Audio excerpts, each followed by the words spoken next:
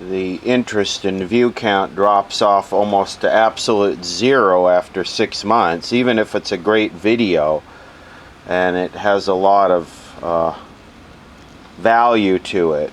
And that's just not my videos. It's almost like the way the Google algorithm works is that they get delisted after a certain amount of time. And I mean, I guess it's a good thing. Everybody wants the newest and latest and hottest and modern content, but there's really actually nothing about a GE all Bakelite radio like this to where the video on this would be any less valuable or desirable 10 years from now than it is today.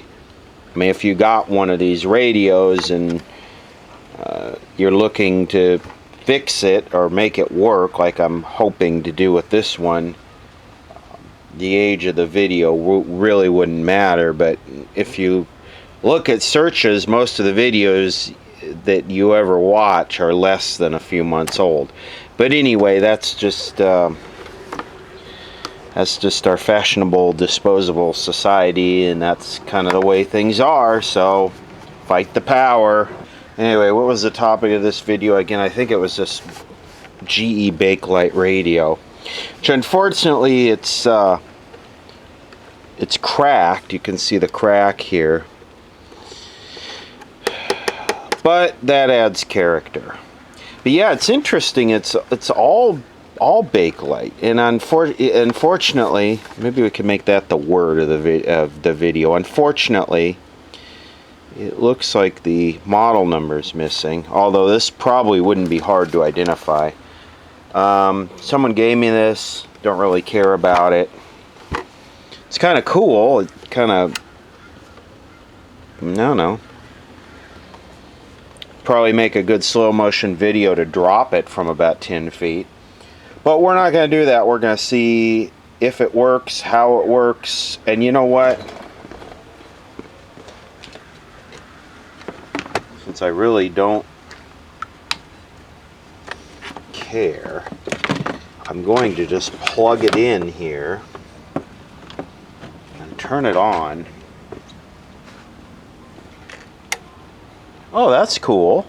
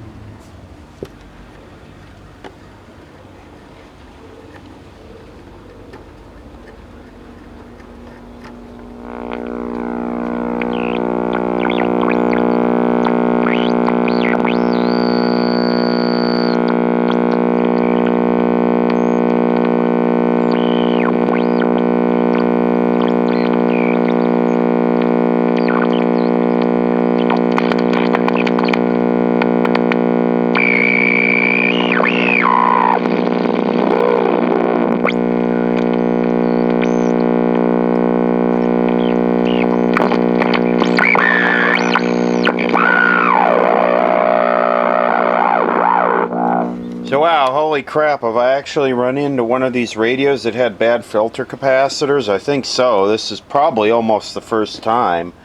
Alright, let me get it opened up. Wow, this kind of action. Remove beam scope to service tubes. So this is not an antenna, it's a beam scope? Really? What is a beam scope? This kind of looks old. It's got the old style IF transformers that use capacitors to align them, not silver mica disease ready. These did not have silver mica disease built in. This looks kind of old. It's got some adjustment right there. Gotta love the dead silverfish in the speaker. We like our dead insects here when we're working on. But anyway, check this thing out. That IF transformer there is in... What the...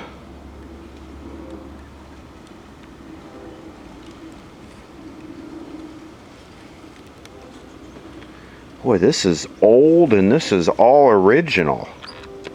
Alright, so this has been replaced right here. See the way that's soldered on, that 047. I believe that's what that is, 473. Yeah, 047.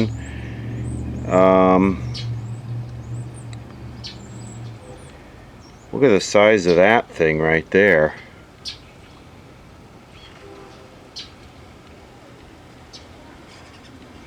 Looks like another 047. Yellow, purple, orange.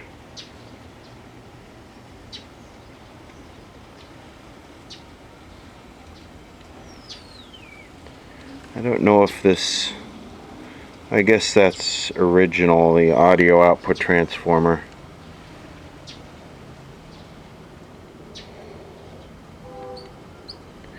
Anyway, this is kind of cool. This is a lot older than I initially thought. I thought this was the standard 7-pin miniature tubes, but I guess not. And actually this one is J-hooked in there too. So both of these Bumble Bomb Black Beauty Matter capacitors are lobbying your police department to be replaced because they're a threat to blow up and destroy the Bakelite case.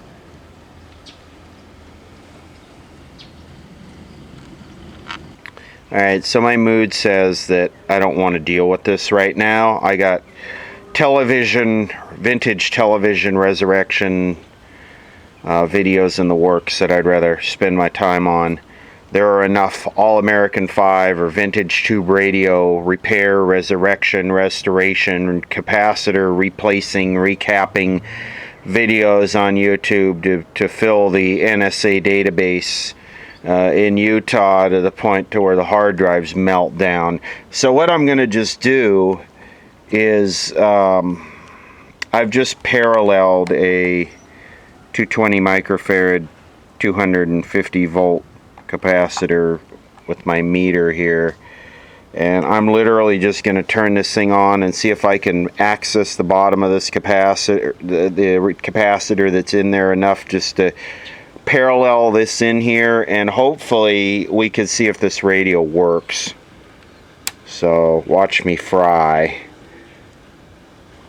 You know, the big complaint I have right now is the accessibility to this damn thing. You know, I can hardly see the bottom of the electrolytic capacitor.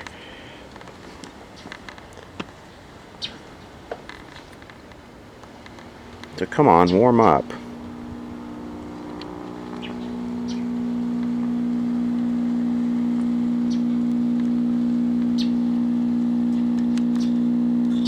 Well,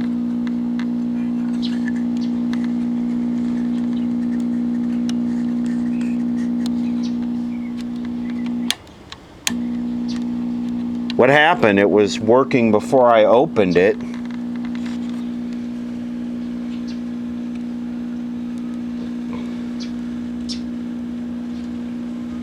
Stand by. Alright, well, it looks like this beautiful solder joint failed.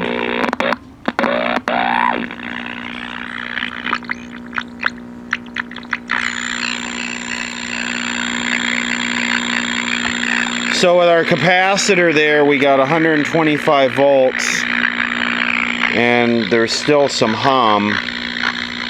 You really need all three capacitors, or both two capacitors.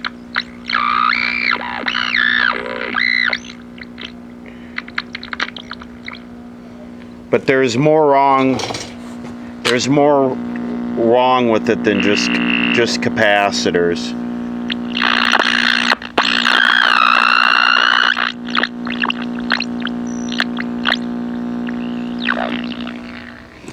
See, if I disconnect my capacitor here,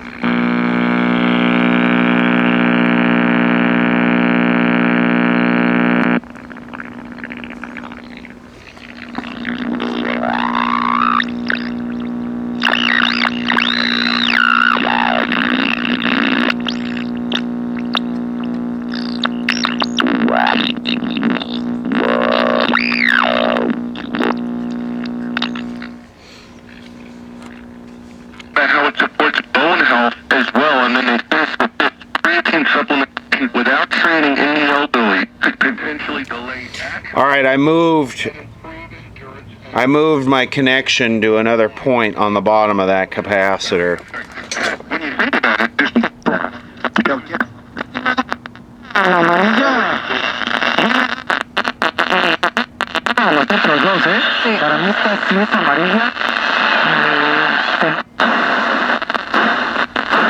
You can see what the words are, and you can sing along as they go by. So it's like you go out and understand how the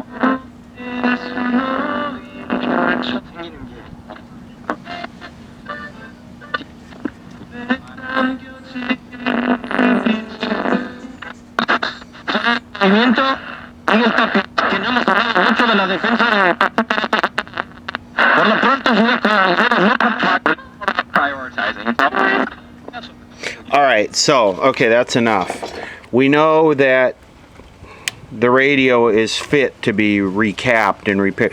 All the problems that you hear there with the lack of volume and the distortion and the clipping sound, that is all due to bad capacitors most likely, and biasing on the tubes. For instance, this, well, not this one, but there's another one, that one down under there, that's the one that connects the from the center of the volume control to the audio tube.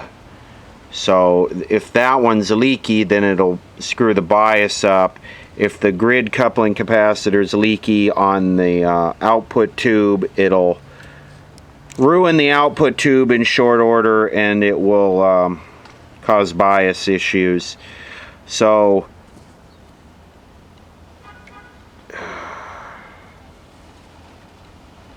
that capacitor actually feels like it's getting warm.